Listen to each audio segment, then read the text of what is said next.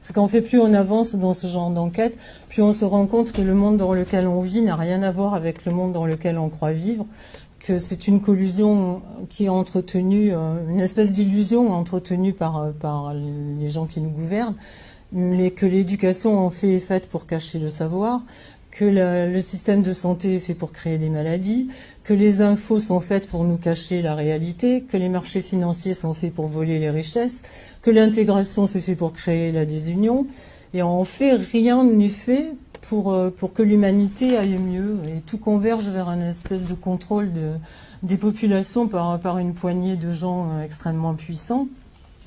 Comme on l'a dit tout à l'heure, j'ai beaucoup enquêté sur les vaccins, sur la nourriture, etc. pendant des années. Mais en fait, c'est un plan qui est beaucoup plus vaste que ça.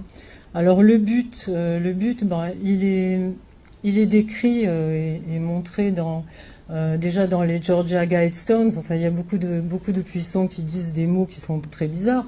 Mais il y a aussi les Georgia Guidestones avec 10 commandements qui sont dignes d'un régime dictatorial, avec la limitation de l'humanité à 500 millions d'habitants, l'unification du genre humain, un tribunal mondial, et il y a plein de techniques pour y arriver, évidemment. Effectivement, ce qui est dur, c'est de faire un lien entre tout ça et de voir à quel point on est cerné.